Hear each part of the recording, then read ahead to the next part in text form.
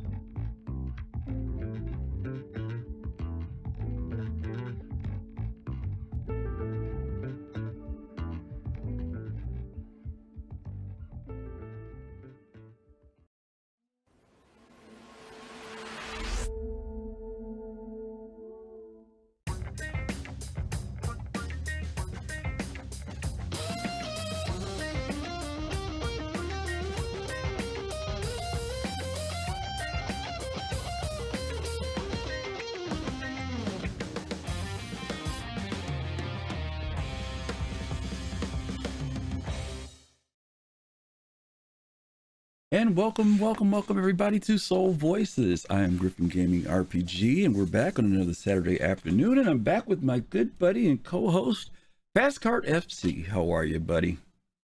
I'm doing well, thank you. How are you doing? Good, I'm doing good. We had some technical difficulties today. As you said, the gremlins decided to show up on a Saturday afternoon.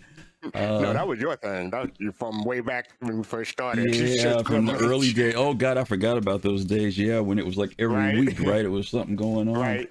Well, thank you guys for joining us. Those of you who are here, thanks for your patience. Sorry we're starting a little late, but we're going to jump into it because we got a lot of stuff to cover today. First off, how you been? How's your week been so far? It's been going pretty well. You know what they say about idle hands? This is the last chance to pick up the alien ships and the Legionnaire and the Drake Mule. I just picked up 2 more Drake Mules, and I picked up a Legionnaire just to stick it on my bandit mission to prevent other people from sticking theirs on. Oh boy, you have nothing else to do with your money, obviously. Okay, well that's okay. Treat yourself to a little something. Nothing wrong with that. I love the project, right? Yeah, actually, I'm surprised. I saw that the other day. I looked yesterday that the Drake Mule and stuff is still, with the package they did when it went on sale. I thought maybe it would have, went away or whatever, but you can still get the paint and all that stuff. The Chairman's Club paint and all that. Yeah, I thought it was gone, so I was kind of surprised.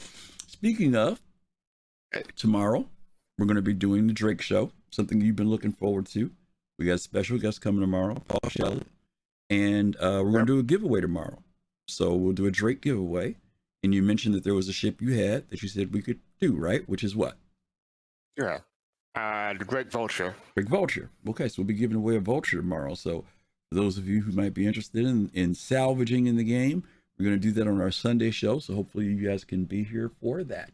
Let's give a shout out to some folks who are here. Theorem71 is here again. Good to see you, Fist. Pops, hope you all are doing quite well. I know there are a few more people out there. I might have to see. You know what? I always forget how to bring up that. Oh no, that's it. Okay, yeah, we've got 5 participants here, so that's good. So we got a small crew, but it'll grow over the next few minutes, I'm sure. You ready to jump in? Yep. Okay. As you guys know, this is our show where we do our one-on-one, where you get to come in and sit in with us. And if you have any questions or comments in relation to the topics that we're talking about, you get to bring them one-on-one with me and FC and get our thoughts and hear what you have to say. This is our community show. We cover Spectrum, we cover Reddit, and the gaming industry. And today we just got Spectrum and Reddit because we have some cool stuff to talk about. So let's kick off with the very first one here, FC. I know this is something that you'll be eager to respond to. But the very first one we got was off Spectrum, and it was titled, Sure, What's Another Decade? by Leonin. This is what Leonin had to say. Really wish y'all would shift your priorities to getting out stuff that people paid for nearly 10 years ago. I'm going to go ahead and take a wild guess that this priority shift was so we could see yet another overhyped, overpriced, overpowered, and later nerfed combat ship because we totally need more of those. So FC, what do you think? Do you think just why not wait another decade, right? I mean, They need to get their priorities straight. We've been waiting on these ships. I mean, you've been waiting on that brand new merchantman since 2014. What the heck, man? It's 8 years. I think CIG needs to get their priorities. The Endeavor for 2015, and that's going to take. The Endeavor probably will take another 10 years. According to Yeah. No, but the OP, the original poster, he sounds like a Ares Ion owner, so maybe he's just bitter, or they're just bitter. I don't know what gender they are. I don't know. He sounds like an Ares Ion. I don't know if their argument has to do with the Ares Ion as much as is that they feel like ships that they paid for a long time ago, way before the Ares Ion, still haven't come out. So yeah, we have like there's a website, or at least a couple of people to keep track of all those ships. Like the Endeavor is one, the Mercer one is coming out, but it's not out yet. The Polaris is one that's been out for, it's been announced for a while, but it's not out yet. The whole series is another one, so there's quite a few ships. But I don't think it's going to take another decade. I think they're at least a few years out now for most of those. So you're going to tell me that lousy Idris is flying around in the game, that Javelin's flying around in the game, how come they didn't give it to nobody? What's the problem? One thing is the ICAS. The other thing is the server. How those ships can take like 50 people on them, and the server currently can only. I don't care about 50 people. I want my ship. Yeah, right. I want my ship. All right, let's bring in Cal Roddy. Let's see what our community's got to say about this. Cal Roddy, how are you? Hey. How you doing, man? I'm good. How are things? Good. What's another decade, man? Been waiting for these ships for a while. Cal Roddy, he's young, so he's fine. CIG needs to get their priorities together, man. What's the scoop with that? Oh boy, yeah. Okay. So on one hand, I do get where the person's coming from. On the other hand, there are ships, really very large ships that were developed, conceptualized way back when. That at this point, CIG knows what is needed for those ships, and I don't think they want to release another. I wouldn't say useless ship, but they don't want to release another ship and not have its functionality in the game yet, right? I think at this point where we've already gone past that with ships like the Reclaimer, etc., that were released for proof of concept. But at this point, given the manpower and resources that I think that would be needed, it's totally fair what the post is asking for. But at the same time, there are things that systems and tech that we need to put in place for things like the Hull D and Hull E and all those ships, and even a larger ship like the Endeavor that we spoke about, that isn't necessarily in game yet. So it's also a matter of question of whether or not the Banner Merchantman, even when it comes into the game, will have all of its functionality. So let me ask you a question. What was the last ship that kept put in the game? Last ship. The last ship that was put in the game? That would have been the Hull A. Is it working? No, it's not. So how come I can't get my Idris? Because the Hull A will be working very, very soon. Well, the Idris is working now. You're using the during Zeno threat. Listen, you white knights want to come here and tell me all this good stuff about why we don't have this. It's because they don't want to they put ships in here all the time that don't work. So that's true. So this guy says, I've been waiting 10 years for my Idris. What's the scoop? But the thing is, that's comparing an Idris to a Hull A. Especially even if we're not talking about the introduction of a system. I paid for that 10 years ago. 10 years ago, I paid for it. I'm giving you a hard time, right? Yeah. The argument is definitely continuous, and I would say he has no other choice but to wait, man. Because his argument is valid. But at the same time, CIG has claimed, their reasons for not releasing the ship, not releasing certain ships, and what else are we gonna do, right? But to observe, observe the progress, and just see how things are going from there. So I get to sit in FC. I get to sit and watch all you mining guys run around in your mining ships and making money and having fun, and you got a mining truck, you got a hand mineable, you got a mining ship, you got 2 mining ships in the game. You get to make money, you got consumables, you got what's the other things called? The mining gadget. You got all that stuff. Gadget, yeah. I'm still waiting on my Idris. Yeah, I know. Oh, see, yeah, she's just grinning. You ain't got no answer for me, huh? All right, Cal Roddy. Good one, Cal Roddy. Thanks for throwing your thoughts in there, okay? All right, let's see who we get next here. Who's it? Pops? Let's see what Pops has got to say. Pops, how are you? Oh, let's see. Another decade? Another decade. Pops, Yeah, we old guys. We can wait another decade, right? Hey, I'm old too.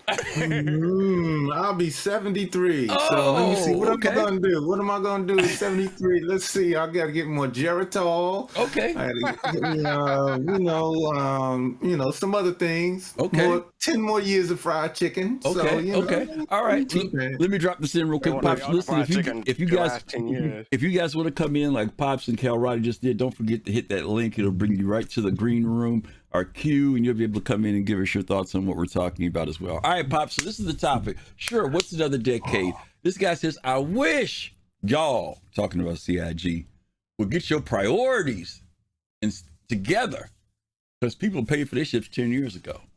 You got any thoughts?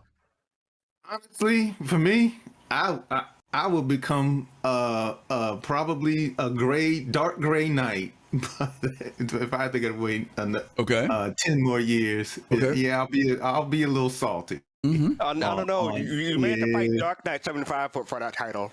For that title, I probably will. So how do you feel about this, Pops? You agree, disagree, half agree? What are your thoughts on what this post says? I kind of more agree. 10 years from now, I'm looking maybe 3 Oh to no, 5. no. They're not saying another 10 years. They're being facetious. They're just saying, yeah, what's another decade? I waited 10 years already. They're just being facetious. So do you think that this person's argument that they've been waiting 10 years for ships that they paid for, I think that's what they're trying to say. Oh, okay. Well, on that end, you got to have some patience. You have to. I mean, the game itself, in my opinion, the game itself does make you impatient because the game looks great. It's a lot of things to do in the game. It's a lot of bugs in the game, and you want the game to work right. Okay. So that in itself causes backlash on CIG. So they got to catch 22 with that. But wow, that's a tough one, right? That's a tough one. That's real tough. I don't really have a real true answer for it. Okay, no, you gave an honest answer. It's a tough one, right? Okay. Yeah. All right. All I gotta say is, at least we aren't waiting for a ship in Star Atlas. Because imagine how long those ships. Oh my God, we didn't think about it. All right, Pops, thanks. We're gonna bring Fist in. Bob. Thank you. We're gonna bring Fist in now. Fist, how are you, man? Good. What's your thoughts? What do you think? Well, I mean, 10 years for his ships. I mean, I can understand 10 years from the start to 10 years for development. You got to give them time to make it. But another 10 years, I understand what he's trying to say. But nah. So he's not. Now, mind you, he's not saying he's willing to wait another 10 years. He's being facetious. He's just saying, I didn't wait 10 years. Why not wait another 10 years? That's how he's saying it. You know what I'm saying? Yeah. So does he have a good argument that let me read it again. Really wish y'all would shift your priorities to getting out stuff that people paid for nearly 10 years ago. I'm going to guess. I'm going to take a wild guess that this priority shift is so that we could get more overhyped, overpriced ships. That's why we waiting. We only making us wait so you can make more ships and make more money off of us. That's what he's saying. Hey, more money for CIG means well, project overall, right? Oh, so I gotta wait. So much. So I gotta wait. All right, let me put it this way. All right, to say something to that, I think there is a threshold. Even if he's saying something like that, and if CIG, let's say hypothetically, CIG is trying to just milk this to get money. I mean, there is a threshold. I mean, folks will catch on. I mean, it's not like, we're going to be sitting here for another 20 years and still buying ships and it's still an alpha. No, I mean, come on. Okay. You know what I mean? Okay.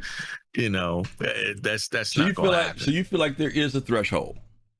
There is a threshold, yes. And what is that? What is the threshold? And what is the threshold? I mean, to be honest with you, for me, and I emphasize that those words out there for those people who know how to listen. For me, my threshold is, I would probably have to say about, the game has almost been in development. So how long? About maybe 8 to 9 years or so by now. Okay. So, Cody said a while, but she said 2015, so that's like 7 years. Right. 7. Okay. Right. So I would say for a game like this, and I'm just going to say a game like this to what they're trying to do, I would give it about a good between 12 to 15.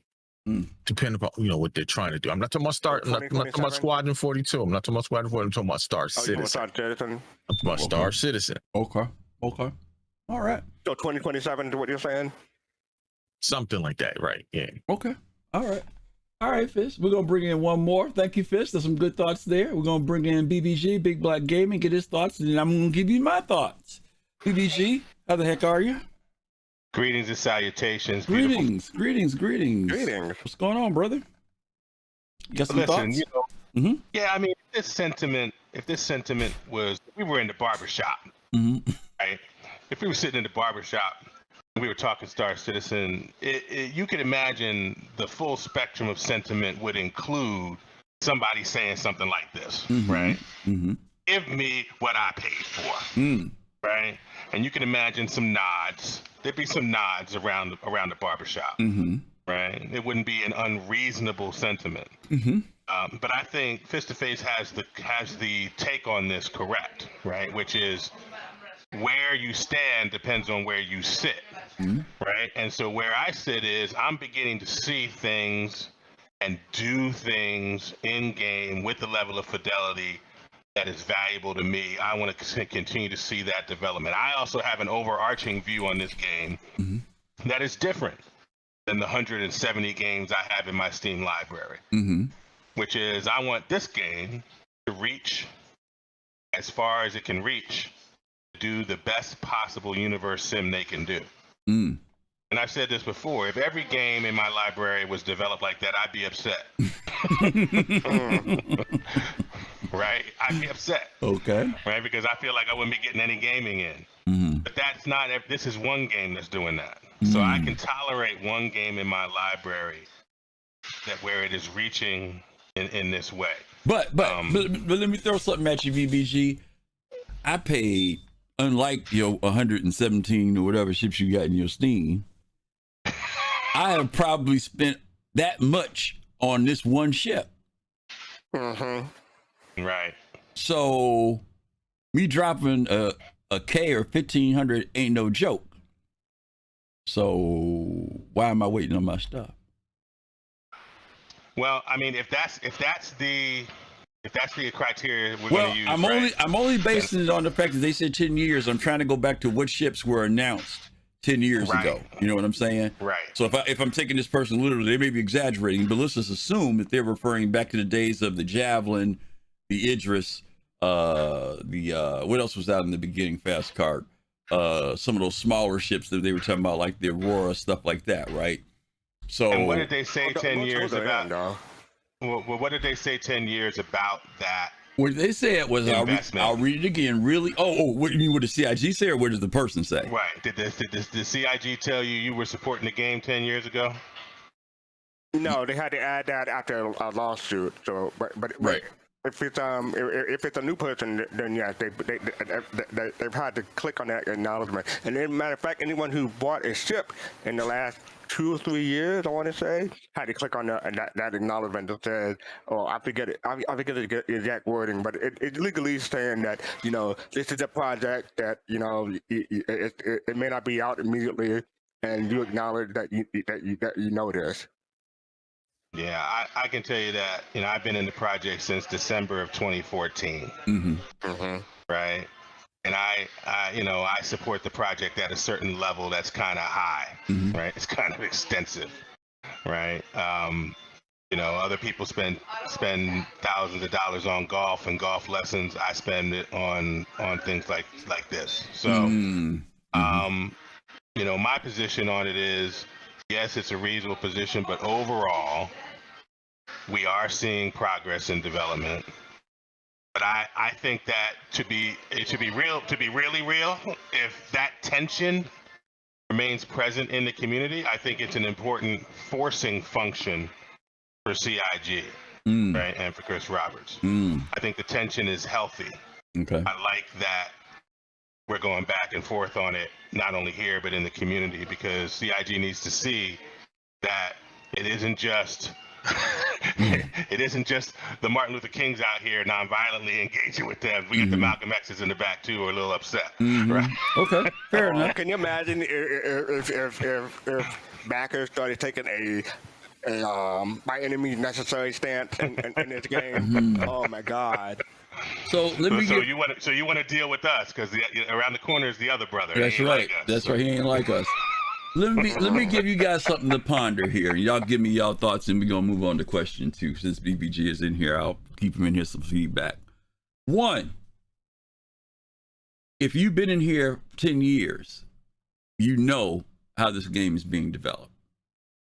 You also know that the priorities are not based upon how much money you spent, what ship you picked, or any of that. There is nothing in the agreement when you purchased your ship that said that you would be getting your ship within any certain time frame, other than the fact that the ship was going to be in development and that it could change. Almost the only thing that was asserted was change. Right. Be ready for change. Exactly. That's right. Exactly. But let's say, for sake of argument, if the game is being, and you know, there's, I think for all of us, there's been a learning process of what it means for a game to be in development, right? There, some stuff we know about, we've read about, some people work in the industry, but for a lot of us, we've been backseat developers and we've been learning as the time goes by.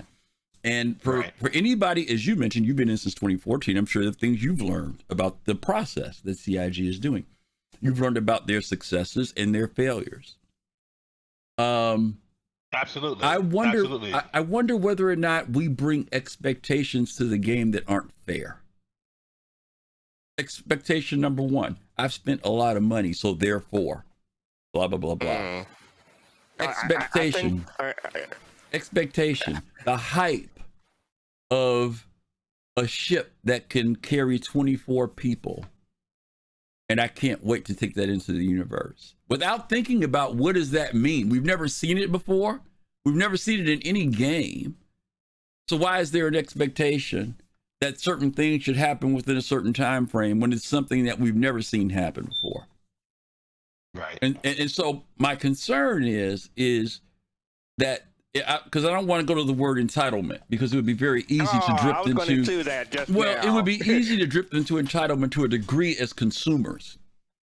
But I'm also saying that if you've been around this game any length of time, I say any length for me means 5 years or more. If you've been around more than 5 years, you should know the cadence and the rhythm of how CIG has been operating when it comes to ship delivery and development. If you're paying attention. Now, I agree with that. You know, the couple of ways I would extend the idea is, one, you're right, Griff, in that, you know, those of us who are not full-on software development people, those of us who are not game developers for a living, have gotten levels of insight in multiple dimensions to what game development for something at this AAA level of quality can really mean, right? Particularly in a lean startup fashion. Right. And, you know, there have been programs that have come and gone, like Bug Smatchers, which gave us different insight into it. The way that we hear from developers has shifted and changed, but we have always gotten content that allowed us to understand more about what game development at this level was going to require. And the second thing is that a lot of this, for me, is a lot like my passion in world football, in soccer, right? There is a strict consumer relationship, and then there is a supporter relationship, right? So I'm not just a consumer of my favorite football club's content. I'm not just a consumer in terms of the tickets that I might buy or the season tickets I might buy, but I am a supporter. I have a cultural investment in that experience, in the communities that generate around it, in the journey that we're on together, in moving in time and space across this project from where it is to where it's going to be. So you know, like I said, I'm at the Praetorian level of support for this game, Mm-hmm. right? Mm-hmm. I am serious about supporting this game, in large part because it's reaching for things that create cultural content that I value. Okay. Right, like Soul Citizens. Soul Citizens doesn't exist. At least it doesn't exist in the form it exists now, without this whole journey that we're all on. Right. So there's so much for me that is wrapped into being a supporter of the project, and not just having a commercial quid pro quo relationship with the project. But and I can understand that voice in the barbershop, that voice in the community going, yeah, I hear all that. Right, and that's what I was going to ask you. Do you even in light of all what I share, you do agree or can say I can sympathize with why the person may feel this way, right? Right. We're not dismissive of it, but I also want to not make it on that one side, you know, where as you mentioned, there is a certain level of investment beyond the consumerism side of it. There is also that side that says, am I supporting what's being done? And I think you brought that out in a really cool way, because a lot of people, I think that's the difficulty with this project. There are a lot of people who are truly coming in as consumers, and that's it. And if you are only in that mode, I'm sure it's a lot harder to swallow the pill of, oh, that ship is going to come further down the pipeline than when you are more from the supporter side. I got to move on. BBG, thank you for sharing that. I got 3 other people in the chat, and I got to move past this question. Yeah. So BBG, thanks for coming. If you want to come back, you're more than welcome. Good to talk to y'all. Good to talk to y'all. Thank you, brother. Okay. Listen, I know I got 3 people in the chat, but guys, I got to go to the next question because I got to leave early today. So I can't hang around all day. I just want to say, speaking of the barbershop, his mama named Cassius Clay. I'm gonna call him Cassius Clay. Okay, so let me move on. Okay, all right, guys, listen. I know those of you who are in the chat queue are wanting to talk about this, but I gotta change it. So please move with me to the next topic, and because I think you'll have something to say about the next topic. Okay. The next one is this. I was trying to stay away from BMM stuff because they've been talking about BMM for 3 weeks, but I had to go there one more time. Because I saw this one, and I know FCO has some thoughts on this, and I'm sure the people in the queue will too. It was called BMM Petition on the Exterior by Zen. And this is what Zen said. I understand that the merchantman is still in gray box and subject to change. I understand that many have the opposite opinion to what I'm saying, but I'm afraid, please, those of you who care, upvote this thread to get 5,000 to 10,000 upvotes, and let's hope CIG takes it to heart and at least tries to make the BMM exterior somewhat more like the late concepts, which in my memory also seem to have been done in 3D to some extent. This new BMM design is ridiculous in my eyes. It's horrendous. It looks like steampunk mixed with Origin. It is a brick with a chimney at the back. And even if you justify it being okay and somewhat on the Banu style, when you compare it to the concepts from the design standpoint, it's just not acceptable in its current state. Again, I know it may change, but let's just do this to make sure CIG knows that it can't stay like this. FC, I know you're a big BMM fan. What do you think about what this person shares? I understand where it's coming from. Again, I could sympathize, but you know that was a concept ship, and as we know from like ships like the Kirk, the concept can change from as it goes down the pipeline. The Kirk itself gotten fatter, or I'm not sure to say thicker or more girthier. So I can see that they're trying to fit more room into the merchantman to fulfill what its concept was, to fulfill its needs. So compared to like I'm looking at the 4 pictures that they say in the spectrum thread. Yes, it's not quite. It is different from the last 2 pictures, but I mean this is like the difference between concept to the development. I'm disappointed myself that it's looking more like it's looking now, not compared to the concept. But I'm not up in arms about it. Okay. All right, let's bring J2 just popped out. Doggone it. Okay, I was going J2. If you want to come in on this, you can. He disappeared. Okay, let's go ahead and bring who do we have in first? Pops, right? So we'll bring Pops in I first. think it was Pops. Okay, Pops, how are you? Hey, I'm okay. Good, good, good. You got some thoughts on the BMM? Yeah. Okay. First of all, the BMM is a capital ship, right? I don't know. Well, Is it FC? It's considered large. It's considered large, Yeah, but it has see, capital and that's the thing. Look at the official definition. Yeah, that's the weird part, Pops. That's the weird part, Pops. Maybe somebody in chat can tell us, because I'm being honest, I don't know what it is now, because I keep hearing different things. It's like the 890. The 890 has capital stuff in it. The Carrack, I don't know if the Carrack does, but I don't know if it's considered capital class. That's a good question. Is it? Can anybody in chat say? Because it's been a frigate, it's been a Blade Runner, and it's been considered large. Right. So they consider it large still? Yeah, they consider it large still. Okay, Alien Nestro says he thinks from an alien side it might be capital. Now, Astro, to your point, I know that they did consider it to be the Banu flagship of all ships for their battles and stuff. So again, if they consider it the capital class for them, that it may be that. I just honestly don't know what CIG considers it. I couldn't care less. J2. Well, it's like I said, the 890 is considered capital, and if it's compared to the 890, then yes, it is capital. But going by the official specs on CIG website, it's probably still outdated because it still says 160 meters instead of 230.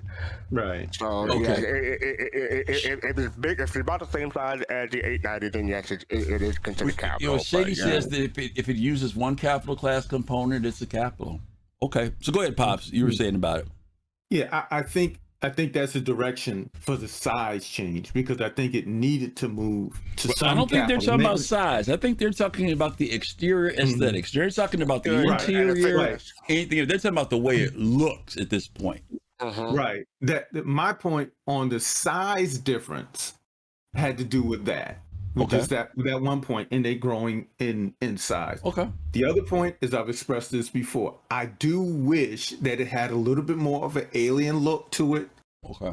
Maybe that thorny rose type feel on the outside, with the spikes, beautiful. Keep the beauty, the beauty, but like a rose kind of a thing.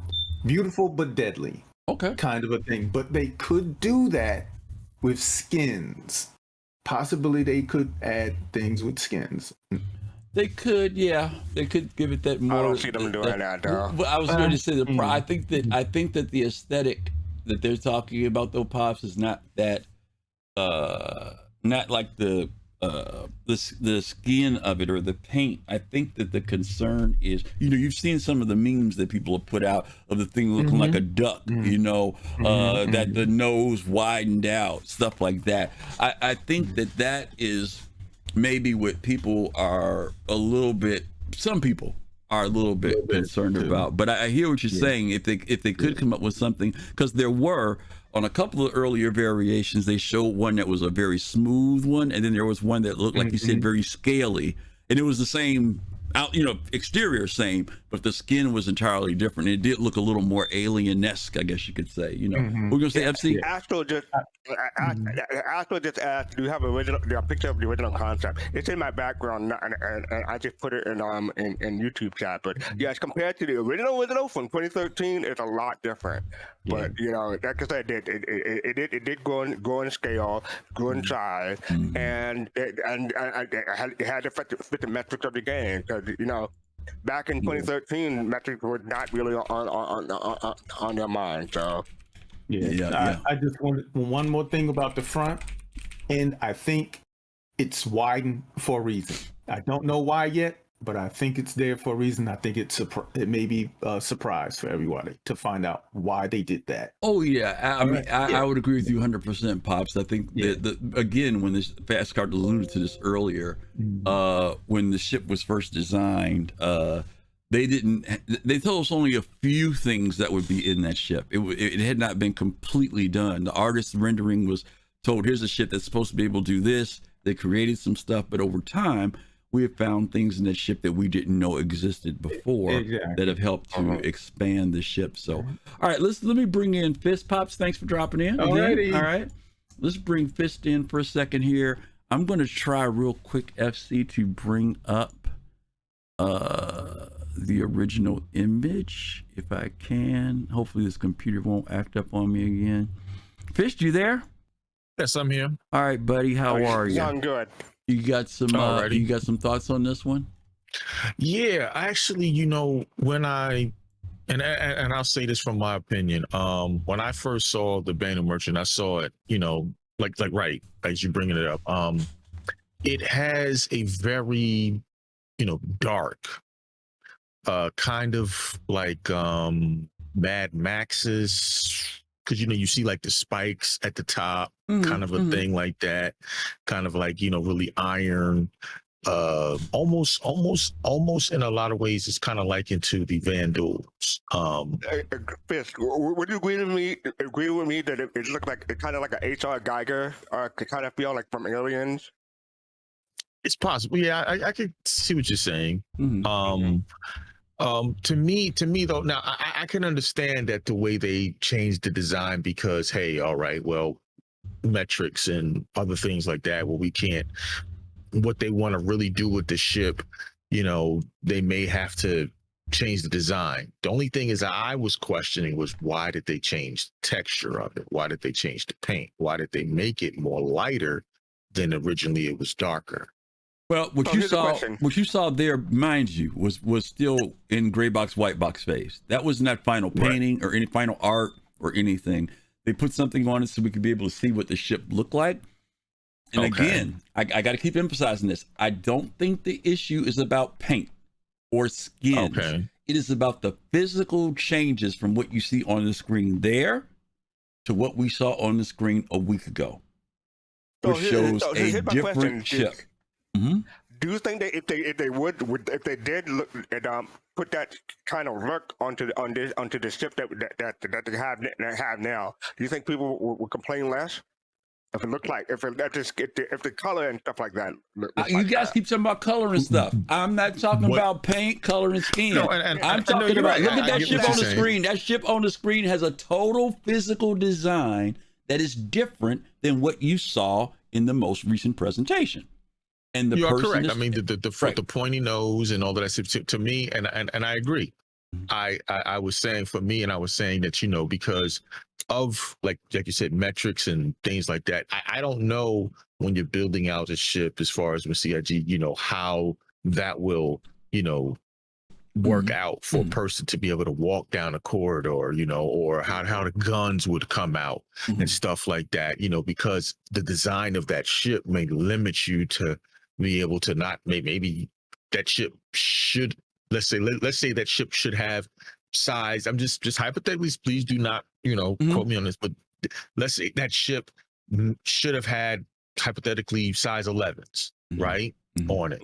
How would they be able to put size 11s on that ship with that design? Maybe they came down the pipeline and said, well, look, at this design, we can't do it unless, because what's going to happen is it'll change XYZ. You know what I'm saying? So I can understand that point of view as to the way they went that way. And I understand. See, for me, I'm coming in later to the game, so I'm not as attached to that concept art. Right. Okay. So I want to step it up a little bit here, because since you're still here, Fist, I'm going to bring up one more image. Now, and I'm going to bring this up because Starlet brought it up, because this is the other image. This is the one that it seems most people are content with. Right. Okay. This was the one that got everybody excited at CitizenCon a year ago. Right. People got pumped when they saw this. Okay. So I think that it was a shift from this. And mind you, if we talk about the two different ones, right? We had this one first, right? We had this one first. And then everybody said was concept. No, that was first. This beats that one. The one you got, Fast Cart, was the second version, because this one was only an external concept drawing. The one you have there is the one that they did later that had the interiors and everything else in it. Unless I'm wrong. Unless I'm wrong. I thought that the one you got came I next. think this one said January 2013, so that's why I thought. Well, that this one was maybe it is then. Maybe it is. But in either case, this is the one that everybody seemed to be pretty content with. right. Okay. I agree. When we saw this one, we saw the wings that folded up instead of in, blah, blah, blah, blah. So there isn't a lot of change here. And some people are saying that it was the orientation of the camera when they showed it to us that made the front look bigger than it is. Some people argue that it is the exact same ship, that it has not changed. I don't think so. To me, I don't think so either. But I'm just saying, there are some people who said, no, what you guys saw was just the angle that they shot it at. I don't know which one it is, but I think that this here is a much more fleshed out final art than what we saw. And I think, like you said, Fist, if they kind of keep this aesthetic, it still does have a bit of, it still has an alien feel to me with this particular design. The other one just felt very whitewashed, right? Because they went with the all white paint. Some people jokingly said, hey, look like it was made by Origin, right? I think Fast Car joked around about that. So we'll have to see. We'll have to see. You know, it's still early, but I think it's good that the community is saying, hey, CIG, whoa, slow your roll a little bit. You know, this might be changing a little bit too much. They may come back and say, nah, what you guys thought you saw is not it. It was, you know, it was this ship. I don't know. We're going to have to see. I mean, we don't know. And then you're correct, right? Mm-hmm. I already know what I'm gonna name. What I'm gonna name my Venom because it got lighter in color and it had a nose job. So obviously, I'm gonna come. Don't go there. Don't go there. Don't go there. Don't go there. Don't go there. Don't go there. I'll move back up to general for this one. Take care. All right, buddy. Thanks a lot. He's so silly. Okay. All right. Let's go to our next one here. You would go there. All right, let's go to our next question here. This one's from Reddit. And this is an interesting one, Fast Car. I want to get your thoughts on this one. This is a question I asked based upon a post I saw in Reddit. So I'm going to put the question now first, then I'll show you the post. Will benevolent players or groups survive in Star Citizen? And what I mean by that is, you've heard of like people like the fuel rats, right? In Elite, these are people who go out and do emergency refuels for people, whether they're good or bad people. They will come out there and help you out. We've got a couple orgs in Star Citizens community that are about medical, right? Their thing is we just want to be able to go out and help people when something's going on. Let me show you the screen, and then you can give me your thoughts. This is a post that I saw. And on this post, it was from a group called the Union of Hope. Okay. And what they posted was, they said, we are a professional rescue team, Union of Hope, ready for any circumstances. Now, mind you, they're showing medical ships in the background, but they got their guns out too, mind you. Okay. Yeah, right. Do you think that groups like this will be accepted? And what I mean by that is, will they be embraced within the Star Citizen community, or will they be people who are just pot shot at? Will they be targets? And I'm not saying that, I'm not talking about like once in a while. I'm saying will the community look at people, teams like this and orgs like this and say, hey, they're beneficial to helping us in the verse or to gameplay or whatever, or immersion? Or will groups like this, you know, kind of always have to be, I mean, you always got to be looking over your shoulder anyway, but I mean, but will it be at a point where people think, these do-gooders, get them out of here, you know, we're doing our own thing right now? What do you think? In other words, you're asking whether or not the players who actually want to do good, do I think that they'll find the game more trouble than it's worth in order to stay in the game, something like that? Yeah, I mean, will they find it a welcoming place, or will it be some place place. Mm-hmm. I think it depends on who they hang out with, but and how big their organization is. I'm hoping that they will find a place in the verse. I'm hoping that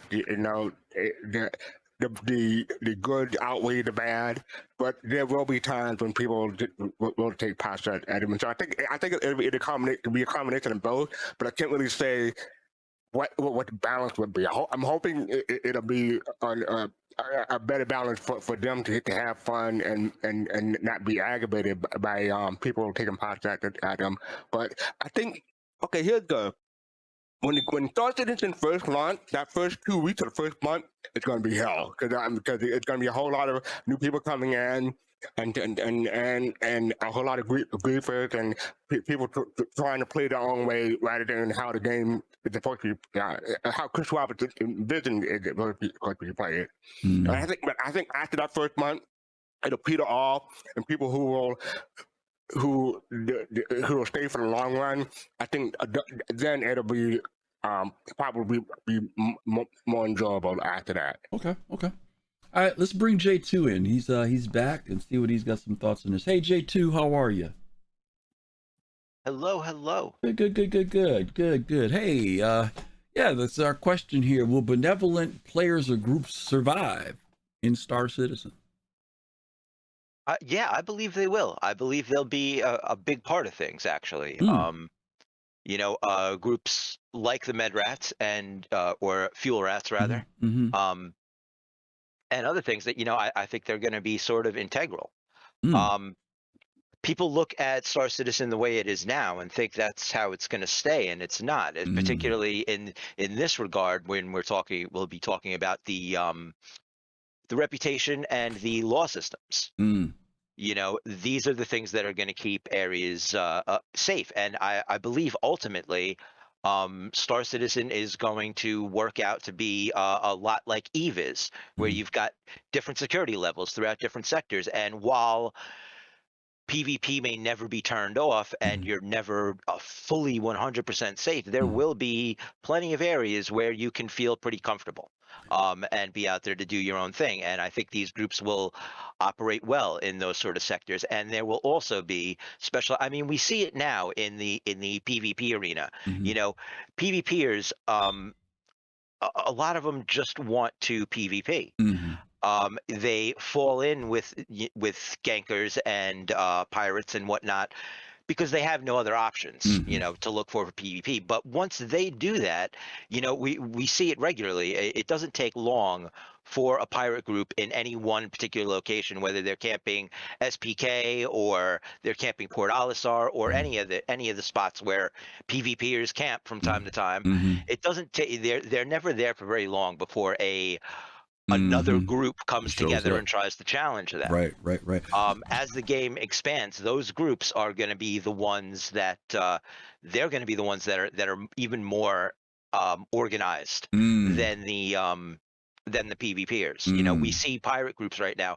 Pirate groups in Star Citizen now are the most organized groups because they're the ones that are working in groups. Other players aren't working in groups right now. Right.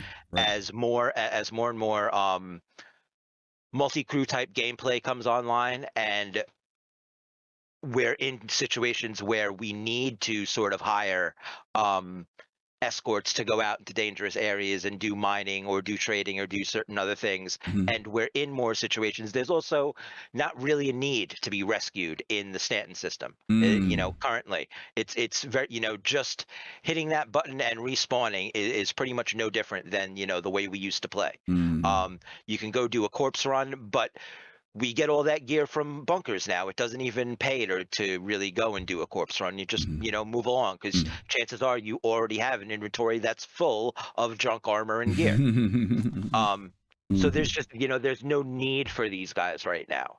So, but as soon as that need starts to arise, I mean, we're beginning to see the first inklings of it, and hopefully we start to see that pick up as far as development goes. We see more multi-crew and more reasons to engage with other players.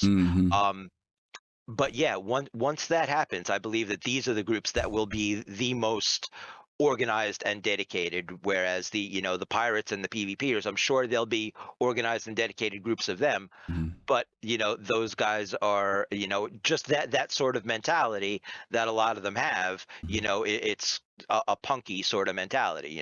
They're out there, they want to sort of gank or grief. I don't want to label all PvPers as gankers or griefers, but they're out there to kill somebody, whether they're super malicious about doing that or just doing it for the challenge of killing another player is sort of meaningless. It's they're there to have an effect. Okay. And that mentality sort of leads to a more disorganized sort of gameplay. Right. You know, to a degree, you Right. know. No, that's good. So That's good. I You believe yeah, that they I will believe be an in the asset long run. In the long run, Yes. they will be an asset to the immersion Yep. in the game. Yeah, there's as just not we get further along. Yeah, Mhm. the need for them hasn't really reached its potential yet. Okay. All right. Good stuff, J2. Thank you, brother. Appreciate you dropping in, man. Thank you. Yes, sir. Good stuff. All right. Let's bring Cal Roddy in. Cal Roddy, you there? I am here. Let me ask you a question. Yeah. J2 brought up some really good points in relation to how as the game continues to grow, we'll also see the need for groups like this. FC says he thinks that there will be a welcoming aspect to it. Have you ever called for medical help or responded to a medical beacon yet in the game? I have, but not in the good way. Okay. So I remember, and I'm gonna, start us off by saying, that I definitely echo J2's, points and everything. That as the game evolves, all of the plethora of different visions will eventually either spread apart, come together depending on the location. For example, let's in the 2.0 days, I remember I was stranded at Korea and I needed assistance, right? I didn't want to exit the game. I wanted to stay in the session, and I called for assistance. Someone came in. It was a Connie Andromeda at the time, and I was really thankful. At the same time, I was like, no one's here but him. This is a really nice ship. I didn't have a ship in my account, so I shot him and I took his ship. Of course, at the same time, at that time, when you claim your ship, the ship will disappear, right? Right. If it wasn't yours. Right. So I say that because of that whole feasibility of that kind of thing being present in the game. As the game expands, all the visions that we have of piracy, of PvP, of chaos, of trading, of peace, and those things, I believe will actually eventually be able to healthily exist depending on the area. Stanton, I'm sure that Dev CIG has their vision of what Stanton should be. But because of all of us having this vision of what we want to experience in the game, Stanton cannot sustain that, right? Maybe Right. Pyro can help sustain some of those things. And as the game physically expands, not just the mechanics, I'm sure all of these visions will be able to sustain themselves. Because, for example, if Star Citizen continues to remain sustainable, I actually don't see that chaos disappearing even after 2 months or 2 weeks after the game fully launches. Because because the thing is with gamers, right? We have this this thing where we're always explorers. No matter what the game may be, it could be an FPS, it can be a flight sim, we're always pushing to see how far or how capable the game is doing. And if, for example, if I'm a new player and I see, okay, there's no safe zone like in every other MMORPG, okay, I'm going to try something. So, for every new player that joins, even if, players are saying, okay, don't do this, boy, don't do this, do this, they're going to see, okay, can I still do it again? And I'm going to do it and see if I can get away with it. So, as a result, players that are organized, that the medical group that we saw, I think it will eventually have some place, but depending on the area, depending on the location, because there will be some aspects of chaos. Depending on the location, there will be some aspects of peace. So it all depends on the relationship in conclusion that the law system has with CIG, with how organized some players are, depending on where they play. That's what I think. I have a question. Do you think that the medical gameplay and the fuel rats, they'll eventually get together, or maybe within their own organization, they'll make a list of all the players that they have problem with, and they'll know, like, if you ever get a request from this player, don't go to them because it's probably a trap. Do you think that'll be? Let me jump in on that. I would say that would very easily happen. I play Mortal Online too with Colossal and Nihilus and Melvillus and all those folks, and our org that we're in, our guild, we do have a KOS, a kill on sight list. We're a very benevolent group, but once we've been attacked, we actually do a log of who attacked us, where they attacked us, and everything, and we keep track of that as a group. And if we end up coming back across that person, we're quick to let them know we remember you. You know what I mean? So I think. So here's the part two. Do you think that'll be a deterrent for some people? Well, see, you're going to bring me down my whole psychology role, and I'm gonna piss a lot of people off if we start talking about that stuff. Okay. I'm trying not to lose our audience. But I don't get me wrong. I'm saying I think it's fair to do that. Like, for example, a lot of people know the player Harry Potter. Harry Potter has got a reputation for in elite and stuff, going around killing people, and people know that. And when they see his name, people will even say Harry Potter's in the channel. You know what I mean? So there will be people who will build up reputation. Some people will build up reputation strictly for ego purposes. Some people will do it because of immersion or role playing purposes. You have a variety of reasons why people will build these reputations of, let's say, infamy, right?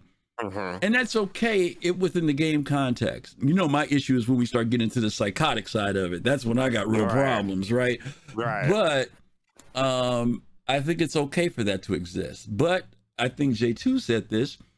Those groups will also be very organized, and they will be prepared. Notice those guys wasn't standing out there with med pens in their hands. No, they were standing there with guns in their hands, right? So, and I think even when we talked about, I can't think of the nurse that we had on our show, and she was talking about how they have all the Hope class ships to go out and help people, but they said they're also going to make sure that they've got escorts, and they're going to be prepared when they go out there.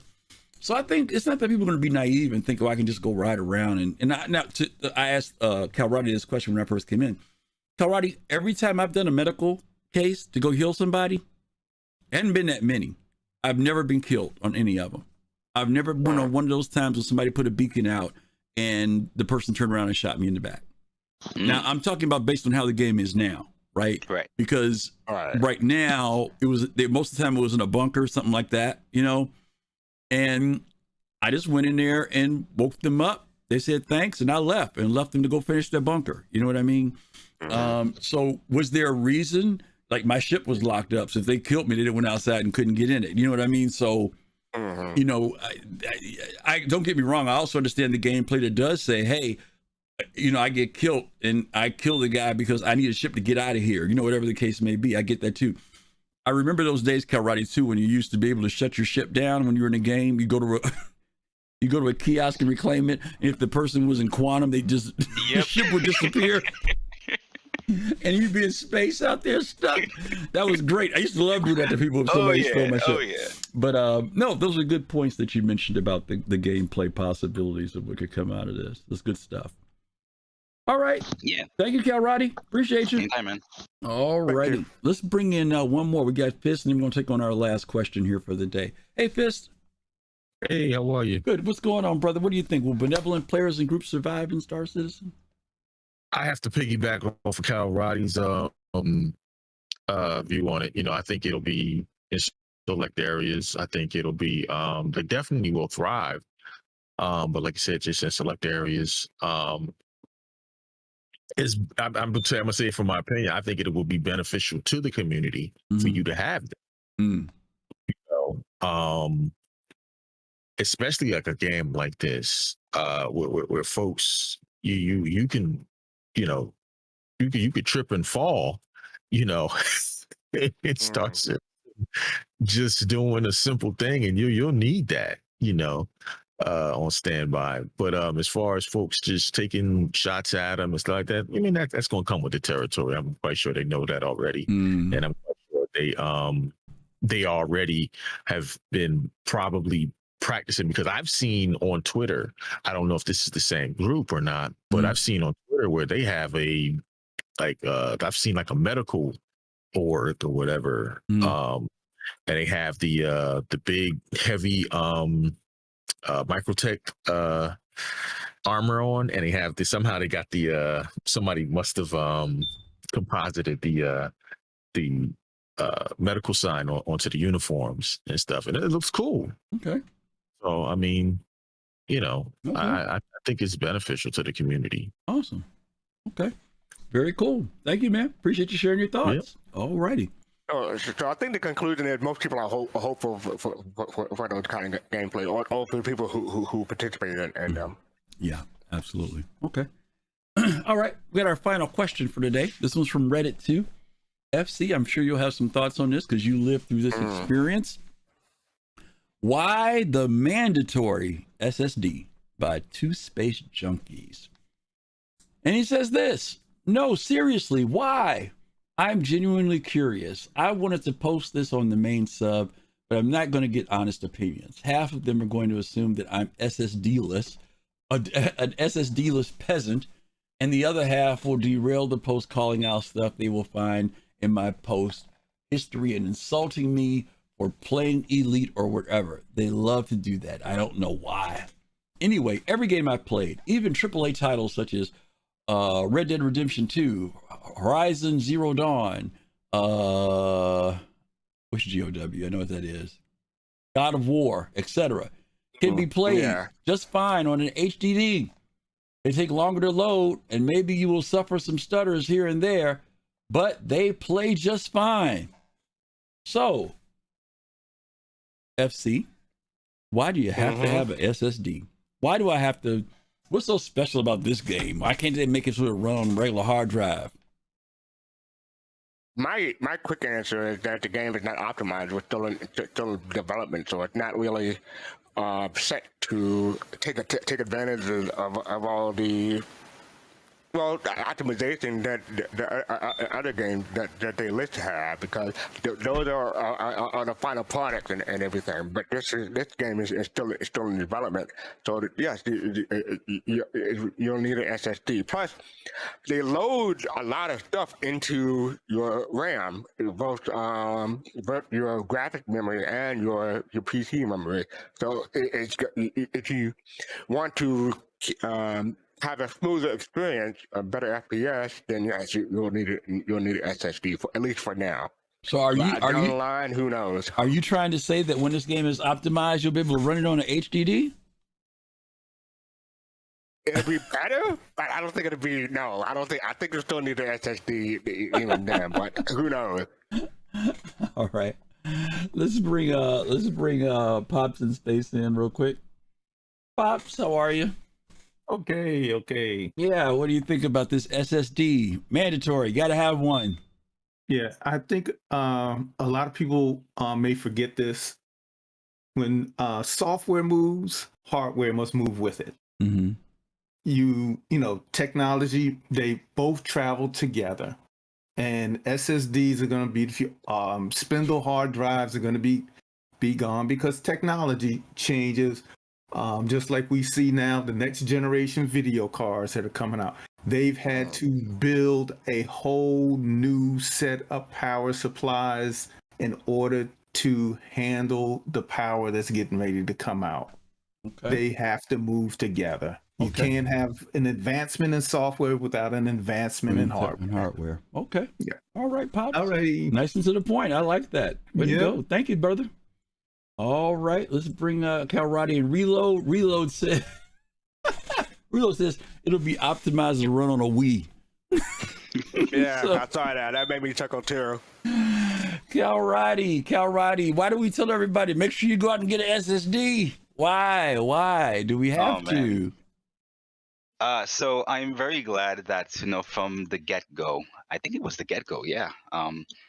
The moment they released the first set of system requirements, an SSD was required. Mm-hmm. And we've seen that, especially in other games. It's ironic that the post mentioned Red Dead Redemption 2, because I remember, for example, when Cyberpunk was released, players were saying, okay, how does Red Dead Redemption 2 run on older consoles? But Cyberpunk, looks so bad on the previous generation consoles. And that is, once again, similar to what Pop said. It's all about, preparing for the future and not being held back by the past. Most likely, the developers would have developed with some caveats, with some things that were held back to run and look good on those previous gen consoles. Can you imagine? If they were held back by the slowness of the hard drives not being able to, properly stream in things. Can you imagine how big file size wise this game would be? Mm-hmm. Because they would have to decompress certain things to be able to, decompress them on runtime a lot more efficiently to run on hard drives. Mm-hmm. With SSDs, they don't have to, have them so compressed, because the SSD has the unpacking speed, the read speed that is faster than awesome. That's much faster than a hard drive. That they wouldn't really necessarily have to, rely on those things. So, that's just my sentiment on it. That it's once again, he did mention AAA games, but there are also other AAA games or large games like Microsoft Flight Simulator, which at some point they definitely recommend an SSD because of certain streaming requirements. So it's just the game saying, okay, in the future, this is what we envision, and this is what we're developing for. We're not developing for something to run on past generation hardware, because by the time we're done, hard drives are probably not going to really be much used anyway. So they have a long-term plan and they know what they're about. Okay. So I think that's part of the reason why. Okay. And to push back a little bit on this, at least they should be glad that the M.2 drive is not mandatory instead of the SSD. Yeah. Okay, Calrighty. Thank you very much, brother. Yep. All right, we got one more we're going to bring in. J2. J2's back. J2, you there? J2? J2? There he is. And we're back. Yeah. So yeah, I'm hearing comparisons between Star Citizen and a lot of other games lately, namely Starfield. And every game that guy named in that list, they're all offline single player games. True. Very true. That's true. I didn't think about that. Good point. Even when you look at Starfield, which is probably Star Citizen's closest competitor, it's a single player offline game. That right there makes it fundamentally different than anything going on in Star Citizen. If you want to make these comparisons with Squadron 42, then maybe you've got a claim there. But even there, if I'm not mistaken, from my understanding, Squadron 42 is being built on similar architecture to Star Citizen. It may not have server meshing, but it's still going to use a lot of streaming assets and whatnot, simply because it's so damn big. Even outside, even take away the multiplayer aspect of it, the MMO aspect, the scope of Squadron 42 is still massive. J2, you've been into how long? How long you been in the game now? Since when? I bought it in 2017, but I was following it for before that. Okay. I didn't know if you were around back in the day when we didn't have the SSDs. Do you remember Not Fast so Card? much, no. I didn't buy into Star Citizen earlier because I didn't have a system. Let me tell you what used to happen. When you used to start it back in the day, you started it and went and made some coffee and a sandwich and came back. Yes. I heard the stories. It was bad. Let me tell you this quick story. Is that back in my old PC before I bought one last year, I had a 240 gigabyte SSD. So it was hard keeping Star Citizen on it and all the other games on it. So what I did was what I would do was between patches, I would move the Star Citizen game onto my mechanical hard drive. A couple of patches go by, I forgot to move the game back to my SSD, so I started running it off the mechanical hard drive. I was like, why is this game so slow? What happened between the last patch and this patch that affected the game? So yes, I have experienced the game like for playing for hours on end on a mechanical hard drive. It's not really a good experience. And I appreciate your point too, Jay. Yeah, I actually did play with a mechanical hard drive for a little while, probably maybe my first 6 months. Right. And eventually you changed. That was that was in 3.0, which was bad. Oh yeah, it was bad. Yeah. 3.0 was bad no matter what equipment you had. You could have been running this thing on Deep Blue, and it still wouldn't got better than 20 FPS. Deep Blue, man. Wow. Yeah. No, you're right. And you mentioned good points about those standalone games versus this game. It is definitely different. Offline game definitely makes a difference. Some of the other points that were mentioned earlier about optimization is another factor. And then Fast Cart, you mentioned this too. And Nubify has done some great videos on this, on how much virtual memory gets used, how much gets loaded into the game. And I think at its lowest, it's about 28 to 30 gig. And at its highest, it can get up to as much as 41 gig of information that can get loaded into RAM. So there is, as you mentioned, J2, a lot of data, a lot of information. Exactly. That's being And loaded in. when it comes, I mean, modern mechanical hard drives can handle the data. It's transfer rates, and it's Right. transfer rates because of physical streaming. Mhm. It's because Star Citizen is all, where everything else, this is new architecture that they're building on here. Everything in the past was, it was just loading stuff right from RAM, doing it the old-fashioned way. Star Citizen is, streaming these assets in directly now in a way that, other games, other programs haven't done in the past. That's good This is new stuff, and it it requires that speed. Not to mention that mechanical drives like I think it was Calrati that was just on that was talking about they're going the way of the Dodo. Yeah. So it's just you're just future proofing yourself at this point. Absolutely. Good stuff. All right, J2. Thanks again, buddy. Appreciate you. Yep. Man. All right. Yeah, I mean, you've got it's a mechanical drive, it's physical attributes, it can only do so much, and this game is very, very demanding. So I know it could be frustrating when someone wants to play a game and you're frustrated because the thing just seems to be creeping, and then somebody tells you, go buy an SSD. I gotta spend more money. Let me give another quick PSA. Not only SSD, but you definitely, not definitely, but you probably want to invest in more than 16 gigabytes of RAM. Well, let's talk about that a little bit too, and then we're going to wrap the show up. For those who were around way back in the day, you'll remember Star Citizen was actually designed for people who were going to have a high-end computer to run it. It was not originally intended for low-end or even medium machines. It was going to be, you would have to have a beefy machine to play this game.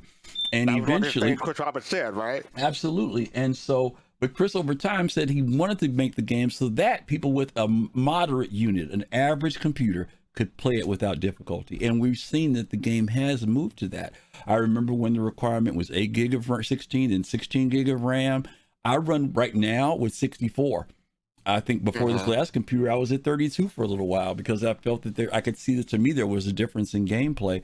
64, I kind of future-proofed myself a little bit with it, but that's because the game is progressing. And I think Fist came in and talked about how, or Pops did, about how as software develops, technology develops as well, the demands get bigger. Yeah, it's no different. It's like our cell phones, right? Who goes out and buys an 8 gig cell phone anymore, right? You got to have 32, 64, 128, 256 gig because things are just getting bigger. So anyway, I hope that responded to that question in a halfway decent manner there, FC. But I know it's frustrating. You go pay your $45. White Knights, so what do we know? You and I remember back in the day. Early days of gaming and computers, where you were always having to chase your games and chase them with the hardware.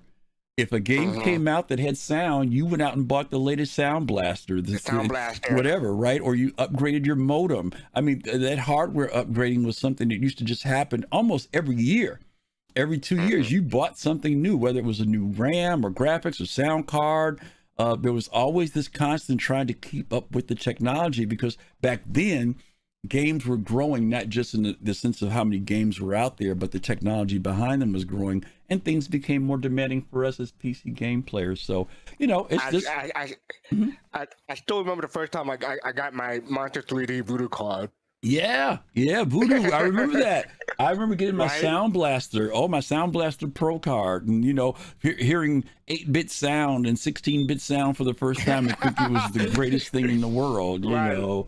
And now you've got high definition, so you don't even think about it anymore, Anyway, okay, we're going to wrap up the show for today. We had some really great comments and some great people who came through. Fist to Face, J2, Cal Roddy, Pops in Space came through. Big Black Gaming came through. And for those of you who hung out with us in chat today, appreciate all the folks who were here. Reload, Starlit, Cyberwolf came through. Theorem came through.